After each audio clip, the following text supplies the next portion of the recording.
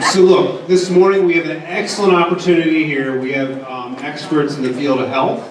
Okay, we have a doctor from St. Luke's. We have a prosecutor from the Bucks County District Attorney's Office. And we have our very own Judge Geyer here from Quakertown District Court, right off of California Road. Okay, so if you see her, if you get a ticket, traffic ticket, you would see her. If you get a truancy, vaping, she handles all that right here in Quakertown. Okay, I wrote some facts that I have on my notes here. We know that vaping occurs in our school. We know everyone in this room that's seated right now is under 18. So we know right away it's illegal. Okay, we're not 18. Vaping in our school has gone from weekly. Last year was more weekly. This year it's every single day.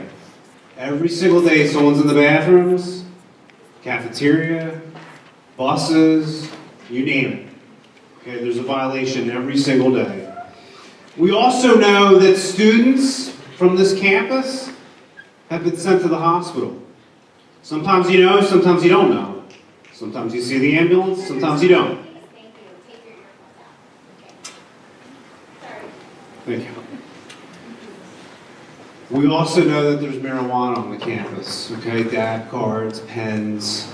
Okay, we know it's illegal. That's not a fine. Okay, we'll learn more about this. That's an arrest. It's still illegal in Pennsylvania.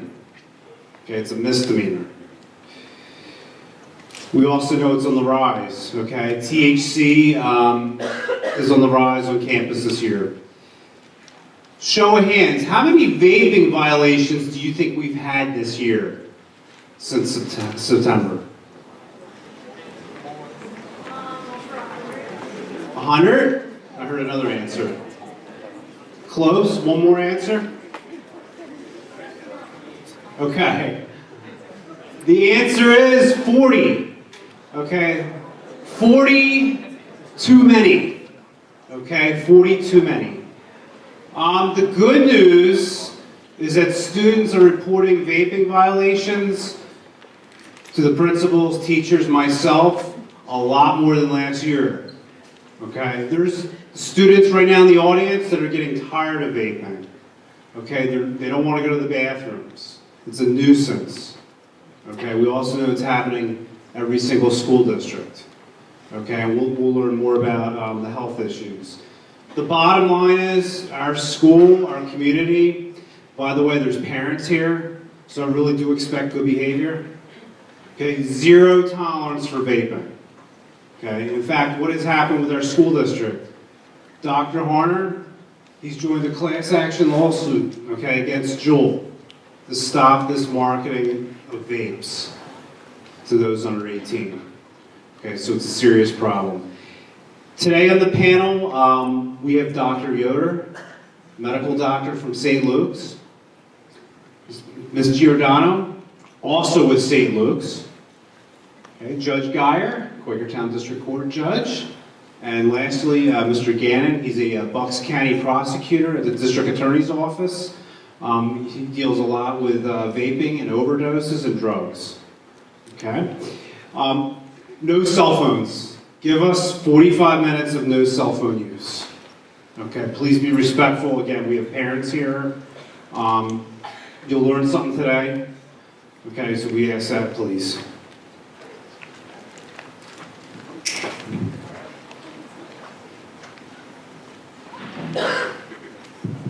Hello.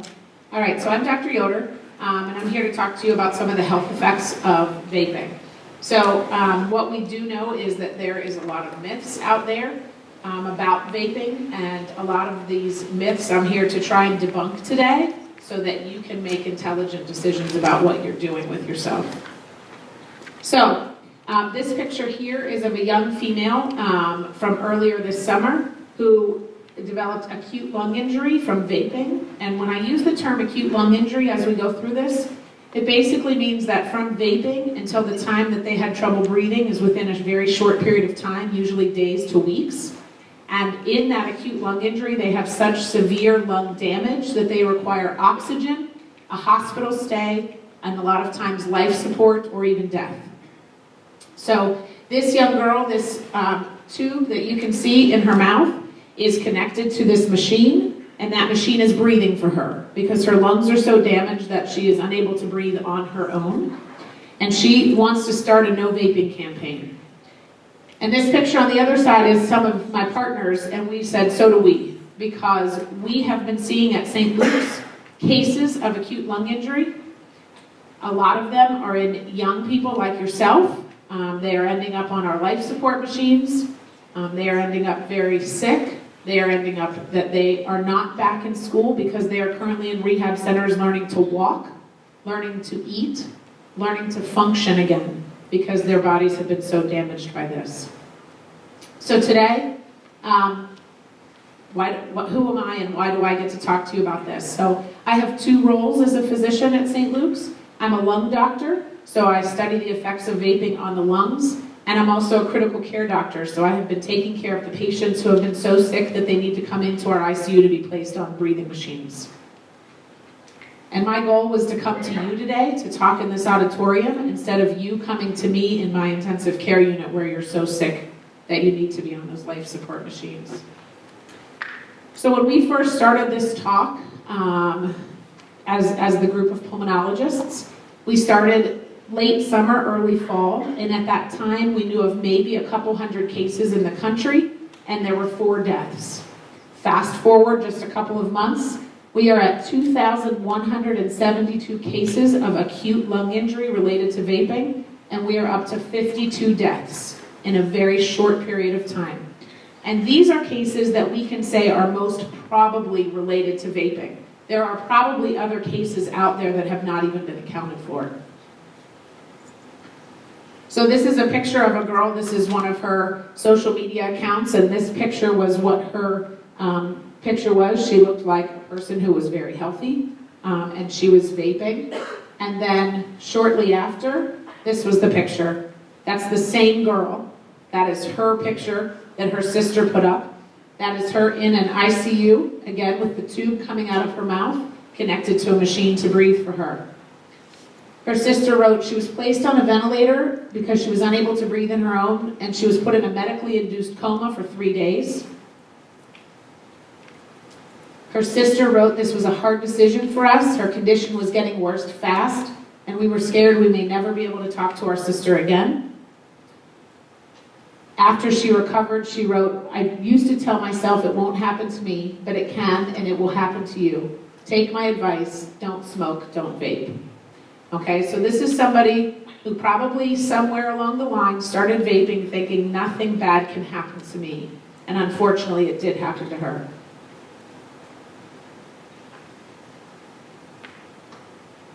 All right, so there was a lot of information out on the news and on social media from all over the country, but I want you to know that it's happening here. At St. Luke's, we have had at least 15 to 20 cases of kids to young adults who have been in our intensive care unit. We've had more who have been hospitalized to the regular part of the hospital just requiring oxygen, but we've had a large amount who have been in our intensive care unit, okay? So over here on the left is a normal chest x-ray. The 2 areas that are dark gray and dark black are the lungs, and you want them to be gray and black because that's air, that's oxygen. This is an x-ray from someone with this vaping-related lung injury, and you can see that those areas have now been overtaken by white. And that's something filling the air sacs that's not letting air and oxygen get into them, okay? And those are the people that come to us and say, I can't breathe, their oxygen level's low, and we need to support them.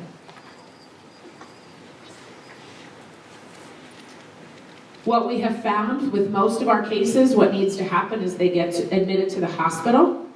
Most of them get a bronchoscopy. A bronchoscopy is where we take a camera, go down through the nose into the lungs, and we take samples of the lung tissue. And most of them are in an ICU on life support, and you can see all of the machines around them and all of the medications that need to be pumped through their body to help them survive. What I will tell you is that none of them are doing any of the activities that they were doing prior to coming to the hospital. They are not playing sports. They are not at dance class. They are not hanging out with their friends. They are not playing video games. They are not doing any activity that a normal teenager should be doing because they're with me where I work every day. So this has become such an epidemic that there's now a name for it. The CDC has called it e-cigarette or vaping-related acute lung injury, or e-valley.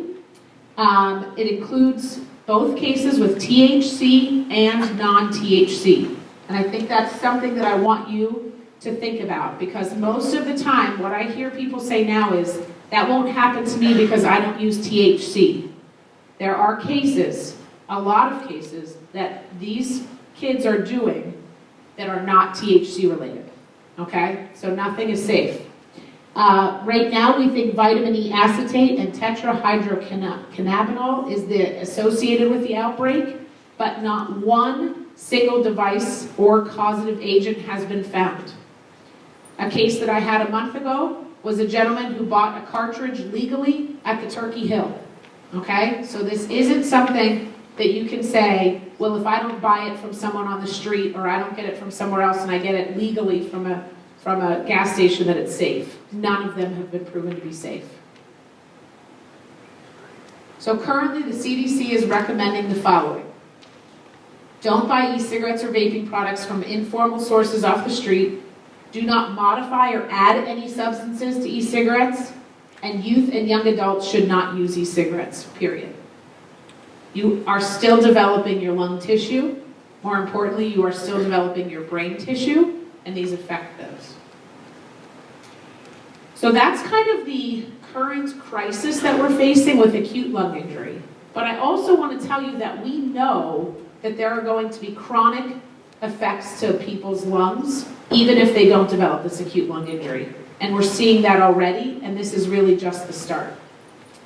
So earlier I said I would like everyone to give me a show of hands if in this audience you know a person who uses oxygen, who has breathing difficulties, who's had lung cancer, or any lung or heart disease because they were a smoker. Anyone in your life, grandparents, great-grandparents, aunts, uncles.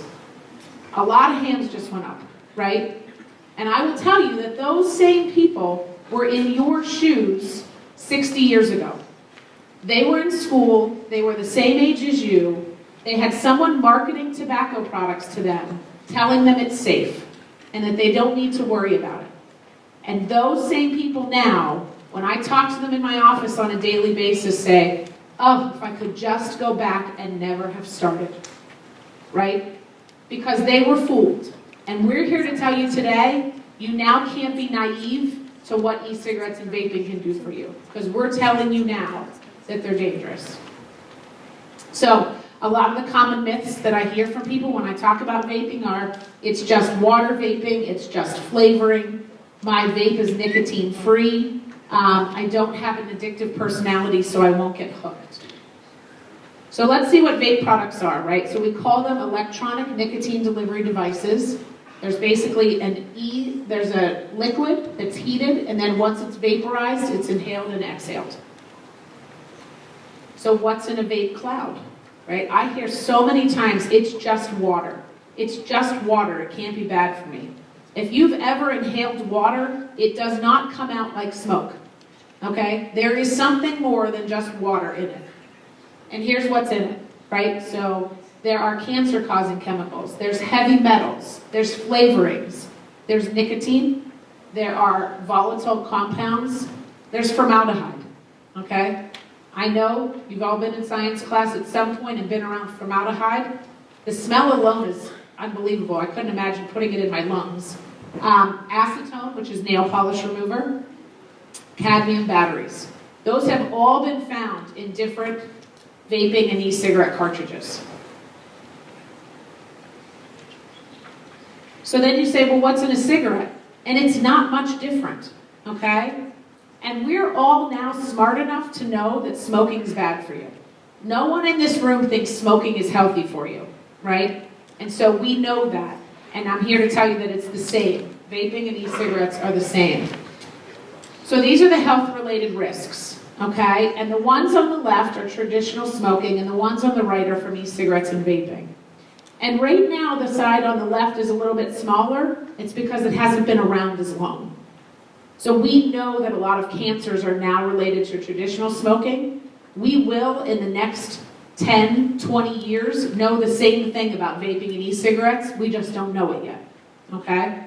What we do know is it causes addiction, problems with your eyes, wounds and burns when these things explode, cough, increased airway resistance, which is essentially like having an asthma attack, where you try and breathe in, your chest is so tight you can't get air in.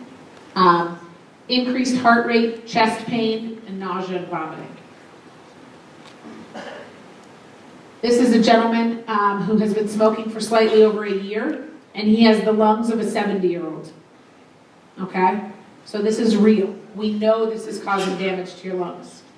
And I joke, right? These are funny pictures, but the reality is the companies making this are using you as their lab rats. They have no idea what the long-term health consequences are. They don't know how bad it's going to be for you. I would argue in some ways they do and they're just hiding it, but we don't really know what's going to happen 30, 40 years from now. And that may seem like a lifetime away from you, but take it from me, it comes fast. So I think right now, because we don't know that, that's another good reason that we want you to really avoid it. So in a lot of these products is nicotine, and people always ask me about nicotine, and what I can tell you is it's highly addictive. It stimulates the reward center in the brain, which makes your brain want to have more, and it's at least as difficult to quit as heroin. And we were talking in between these that I have several patients in my practice throughout the Lehigh Valley who have in their life done stronger drugs, heroin, cocaine. They will tell me that they had an easier time quitting alcohol or heroin, and they can't stop smoking because it's that addictive. So we talked about earlier, it damages the developing brain, right? So it affects your attention, your learning, your mood, your memory formation. It prepares the brain for future addictions. So we know that kids right now who are vaping or using e-cigarettes are 4 times likely to start smoking traditional cigarettes and are more likely to do other drugs, heroin, cocaine, etc. So when people say I'm not addicted, I challenge them. I say, okay, don't do it for 1 week. Tell me what your symptoms are. Nicotine, because your body becomes physically addicted to nicotine.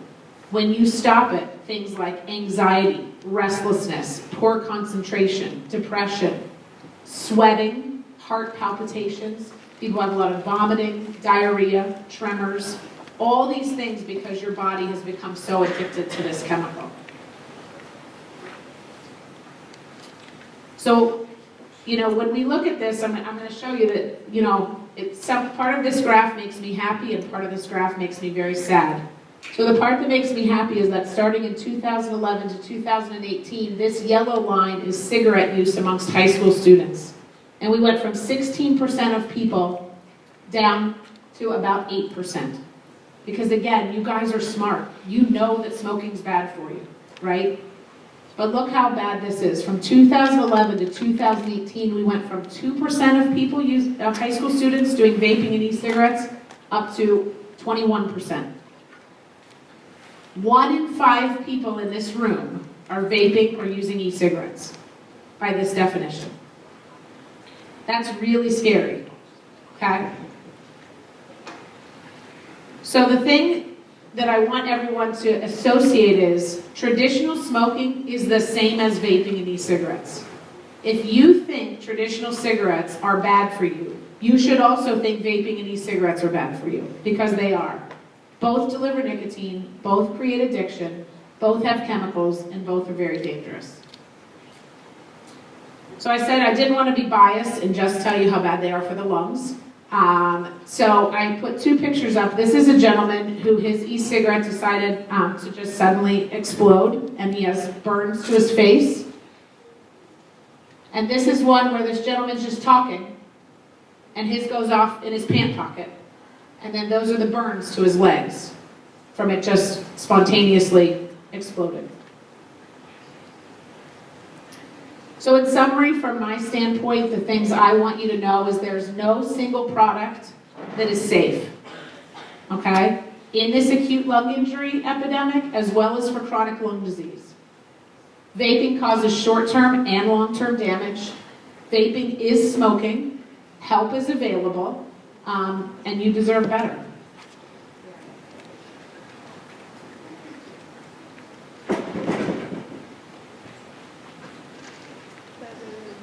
Hi everyone, my name is Mia. I work at St. Luke's in the Community Health and Preventive Medicine Department, and I coordinate a smoking cessation program. And despite my role having the word smoking in the title, I have recently been focusing a lot more on vaping. Dr. Yoder and I have been traveling to a lot of schools in the area and further away to present to students, staff, and community members about vaping. And what we've noticed is that across the board, amongst students, teachers, parents, there's a lot of misinformation on this subject. So I really want to be able to educate you guys so you can have more information. During my portion of the discussion, I'm going to focus on a little bit of history of the tobacco industry, and I'll jump forward to where it's at today. So you can understand how vaping relates to this industry, so you have a clearer picture of vaping.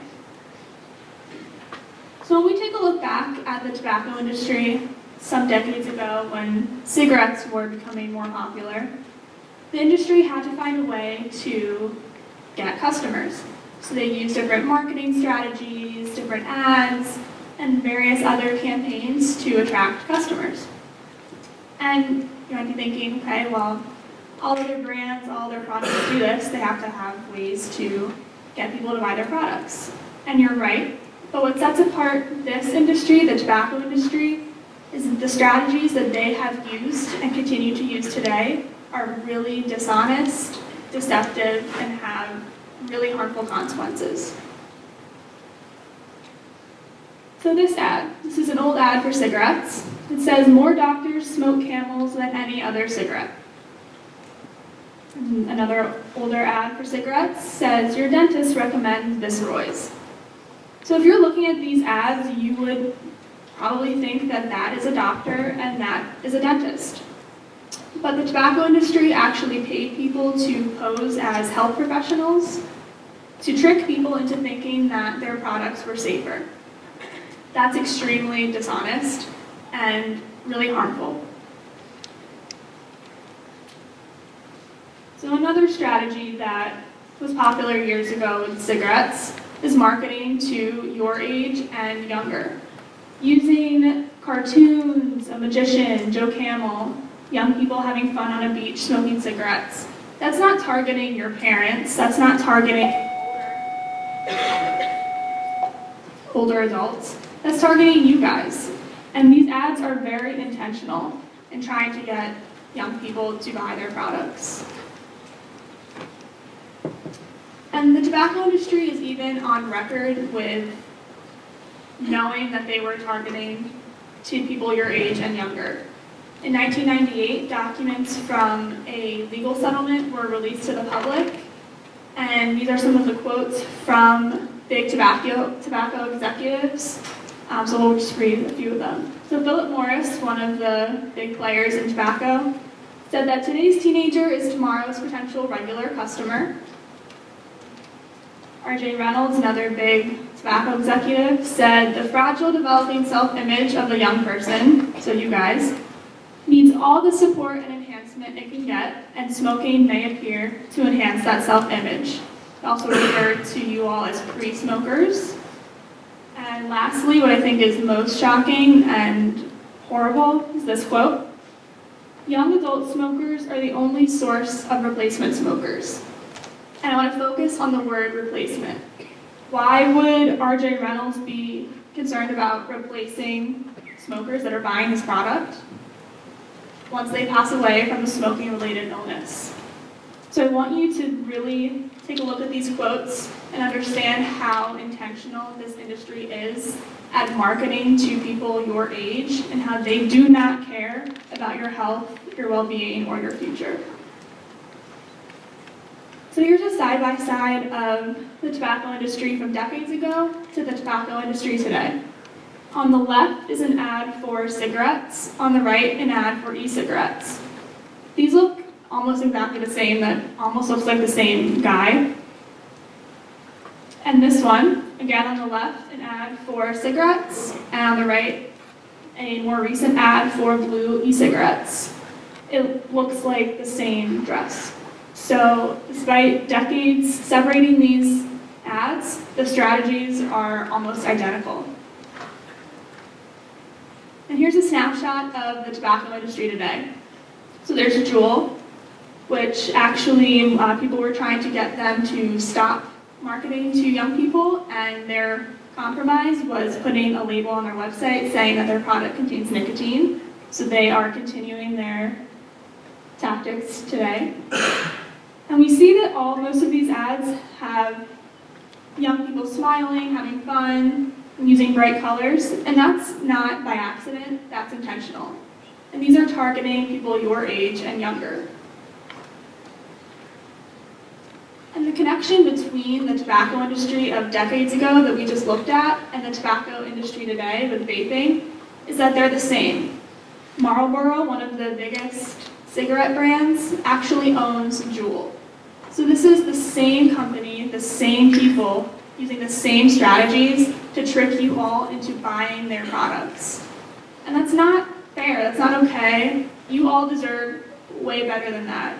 You're a freshman in high school, you're probably thinking about years from now, being in high school and beyond, whether it's college. But you deserve a lot better, and this is something that will directly stand in your way from achieving the life goals that you have. And when we look at how the tobacco industry overtook vaping, we can kind of see how these e-cigarettes have evolved over time. These were the first e-cigarettes that were released in 2003, and they were marketed as a way for people to stop smoking. So these were intended for people that were already smoking traditional cigarettes as a way to stop smoking cigarettes. Over time, though, they have evolved into these. These look nothing like cigarettes because they're not intended now for people that are using cigarettes already. They're intended for people like you who probably wouldn't smoke cigarettes because, as Dr. Yoder mentioned, smoking's actually declined. So the tobacco industry had to find a way to continue to make money and continue making profits. And this was what they did. They transformed these products into making it seem more distinct from cigarettes than they are to get you all to be their customers. And despite these products looking different from traditional cigarettes, the goals here of the tobacco industry are the same. They want you so that you become addicted, because as we learned, these have high levels of nicotine in them and you will become addicted very quickly. And they want to make money off of you. They don't care about your future, they don't care about your life or your health, they just want your money. You all deserve a lot better. And it's really interesting, you guys are in a great place in our society in that you are really passionate about social justice issues, and this is one of them. The strategies that are being used to trick you are unfair, and I really urge you all to use this information that you'll get today to tell the tobacco industry that enough is enough. The strategies that worked on generations, decades ago, tell them that you won't tolerate them today. Use social media to amplify your voice and amplify your collective voice to make a difference. If you're struggling, there are online resources available to help you stop. These are all text-based or online. They're free and anonymous. I urge you to please take a look at them if you are someone that's struggling to stop vaping. Here's some links to more information as well. I can send these slides out too, so you all have them.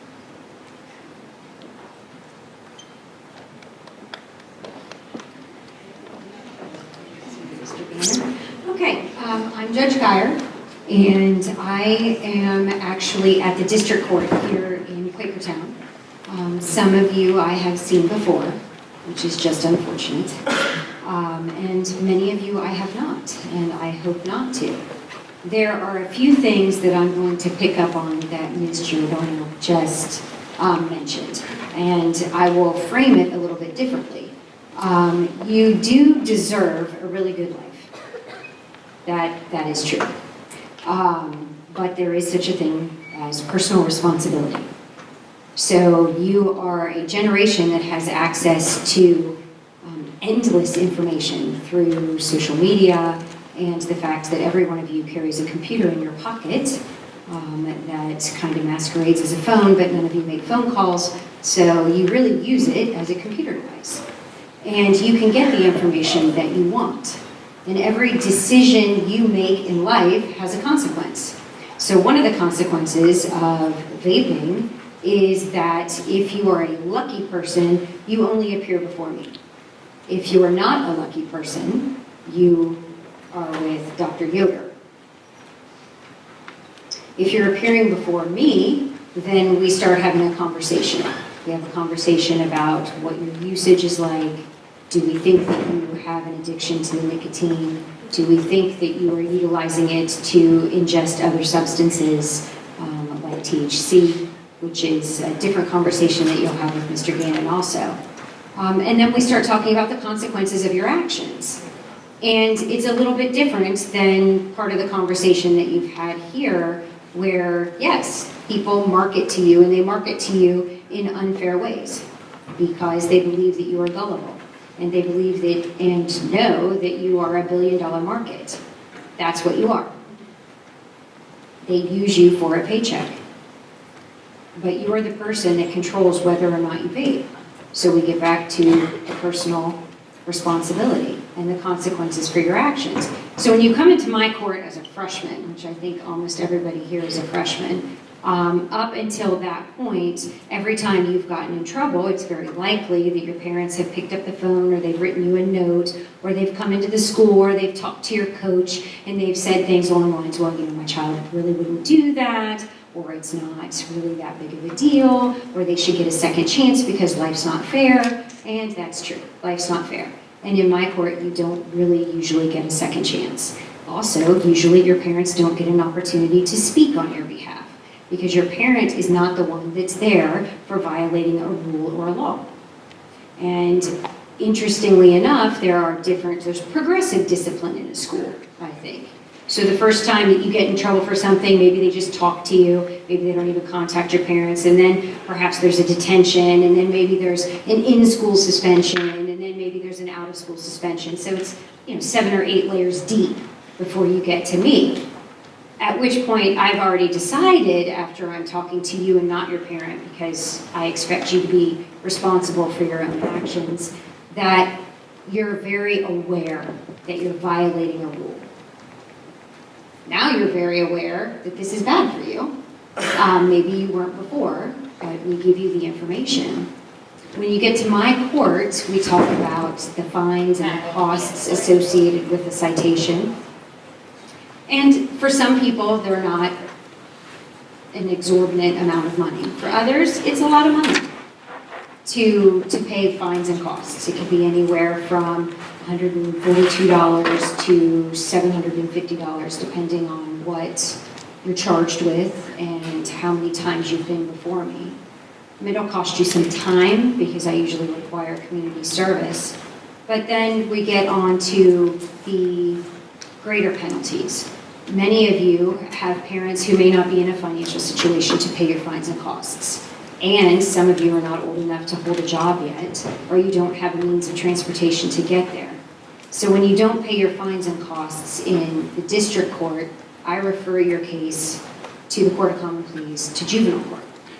And when you get to juvenile court, they assign you a juvenile probation officer who then makes a decision about every aspect of your life. So if you think that you do not appreciate following rules when you're in the high school, I really would venture to guess that you are not going to appreciate someone telling you that you have to check in at 7 o'clock in the evening on a Friday when you want to be out with your friends. And then it gets worse from there. So you can end up in the juvenile detention center because your stuff is escalating.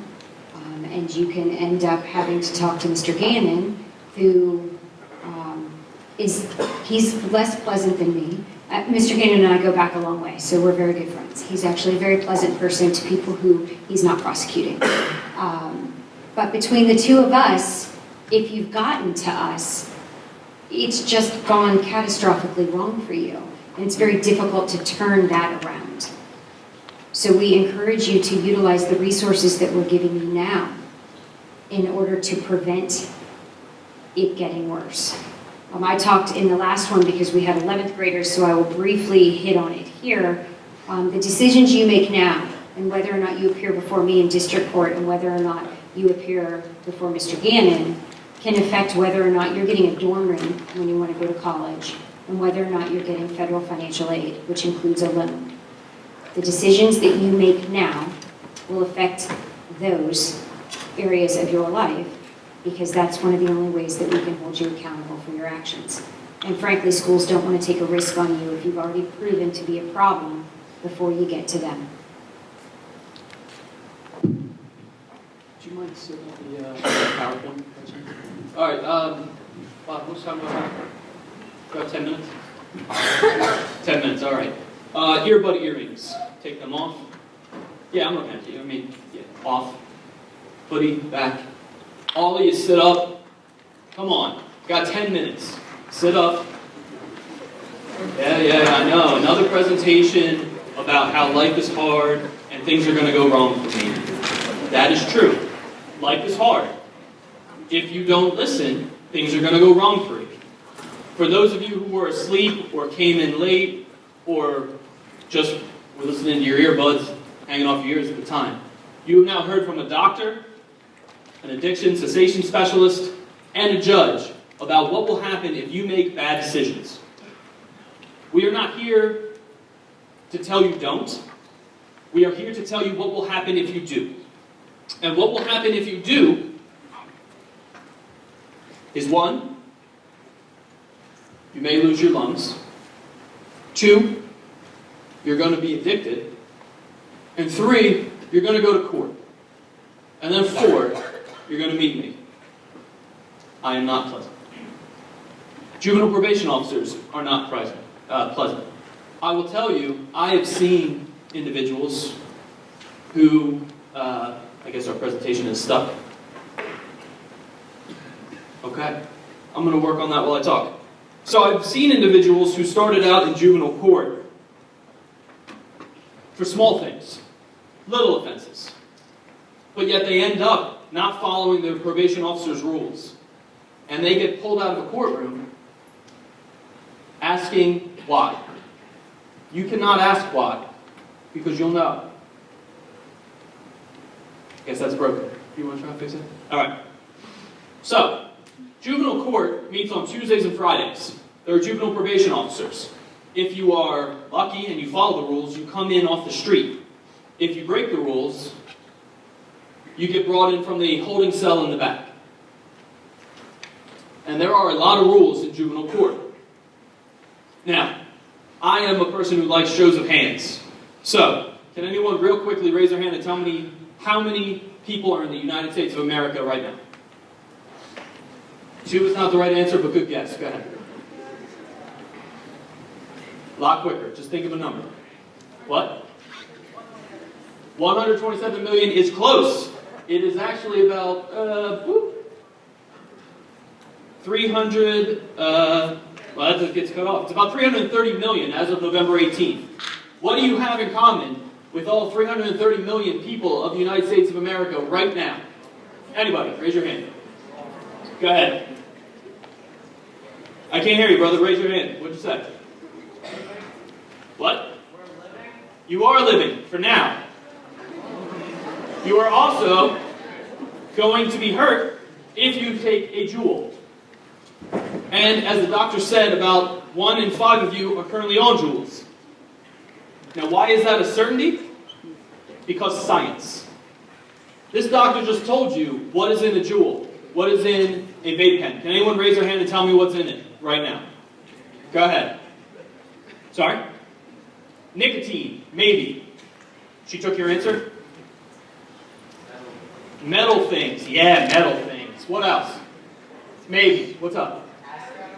Batteries. Maybe. Maybe you got it from somebody who's not very smart and didn't sit in this presentation. Anything else? What? Ah, come on, be brave. It was funny. No, it's not that funny. That's right. You don't know because we don't know. And that's part of the problem. They want you to focus on the flavor. They don't want you to think about what's inside of it. Flavors increase the likelihood that you're going to do this. And that is why they make them. Has anyone here, Judge Geyer's going to close her eyes, has anyone here smoked an e-cigarette? Ah, okay, put them down. Judge Geyer can open her eyes. Can anyone tell me what on this slide is disturbing about e-cigarettes? Nobody? What about that word toxic? Hold on guys, I got like 4 more minutes. The FDA is saying that they're hoping to conduct research to make e-cigarettes less toxic. That means right now, they know they are toxic to you. That means right now, they are not arguing what the doctor said. They will hurt you. They will. Can anyone tell me how long the lung transplant list is right now? Go ahead. Exceptionally long, miss. So long that, how old are you? No, don't talk to your friend, right here. How old are you? 13. You might not get one in time. There is a young man in Illinois who thought that vaping was okay. He required a double lung transplant. Not because he wanted one, but because he would be dead without one. So if you don't know what you're putting into your body, why do it? It does not make you look cool. It does not make it fun. It makes it harder for you to do the activities you want to do, and it affects your heart. Any of you who smoke the flavored cigarettes? Right there. Cinnamon stops your cells from moving or contracting 24 hours later.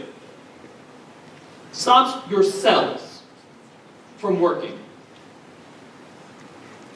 Juul said they will stop advertising to you.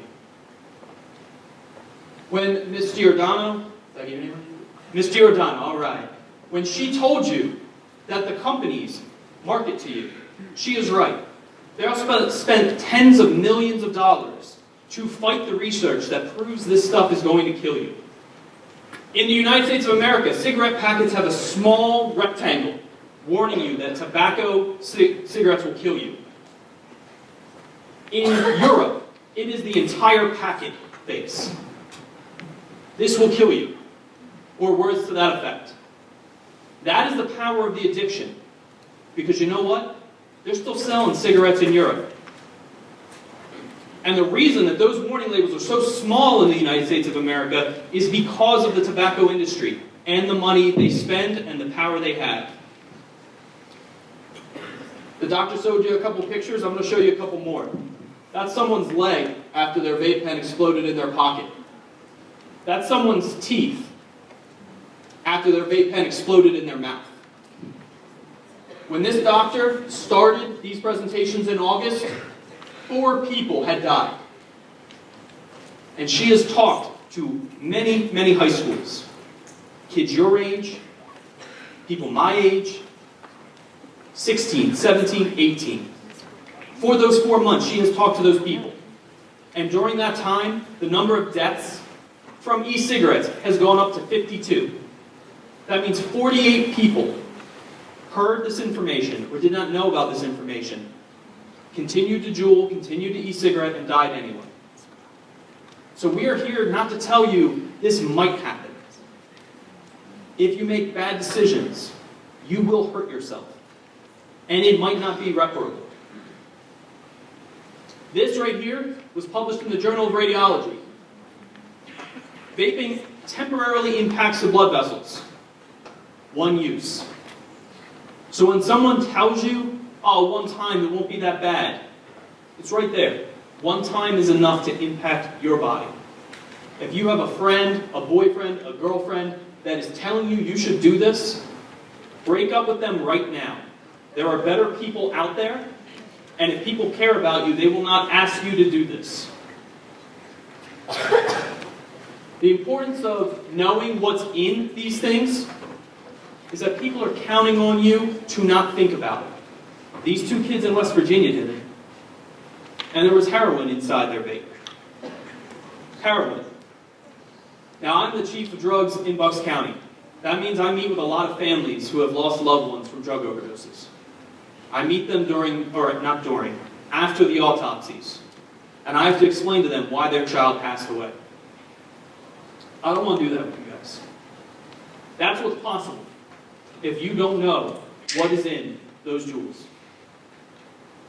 So, it's not funny. This is something you should be taking very seriously. That's something those kids didn't take seriously. So, when the doctor tells you this, when Ms. Giordano tells you this, when Officer Lee tells you this, when the judge tells you this, when your teachers, your counselors, when they tell you this, it is not to try and scare you. It is because it scares them what can happen to you. If you have someone that is in need, someone you're scared about, who is doing this and won't stop, talk to your counselors. Talk to your teachers, talk to your parents.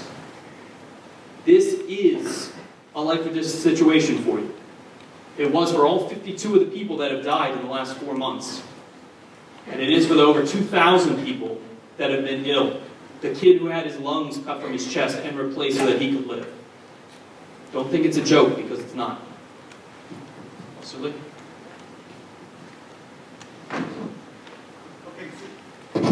We're almost done here. Before you leave, I would like 2 educated questions for the panel. Okay, the last group had some really good questions. 2 questions, then Mr. Denny's going to talk to you. Show of hands. One in the back.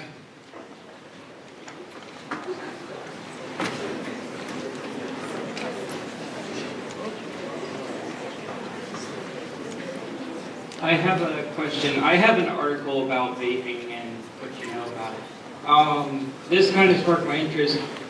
About mid-October, did you guys investigate about 1,500 cases of people vaping? Is that really true?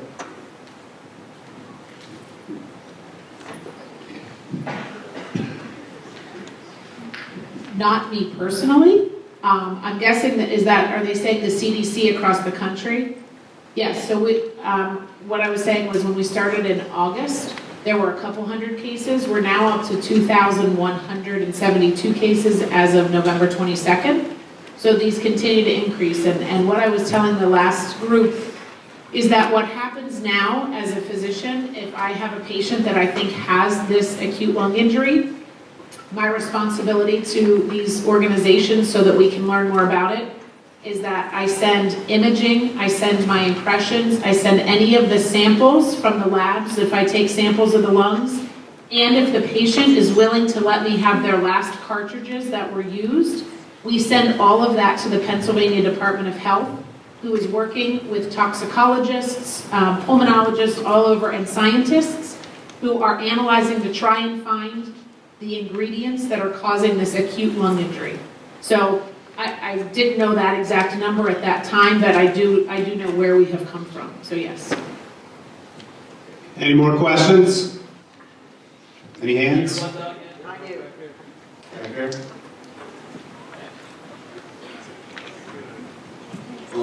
Is it normally the fake cards that are killing kids, or is it more mainly like the jewels and nicotine? Was the first thing the fake cartridges? Is that what you said? Yeah, like fake marijuana Yep. cards. So the last data that I saw, it's about 1/3 of the cases. So of all those cases that we just talked about that we send in to the Department of Health and CDC, about 1/3 of those cases have not had THC in them. So a large percentage, though, are THC related. And even of those 1/3 that didn't have THC, a large percentage of them are cartridges that people have manipulated. So when you're saying fake cartridges, I think that's what you are alluding to. I will say, I was saying last month, I took care of a gentleman at the hospital who his cartridges, he was actually a smoker who was trying to quit and was using legal cartridges, and he bought his at the Turkey Hill. So that's what I was saying, is there's been no proven safe cartridges, but yes, the overwhelming majority are the fake ones that people are manipulating. Guys, thank you so much for your time and attention. Can we please give these guys a round of applause?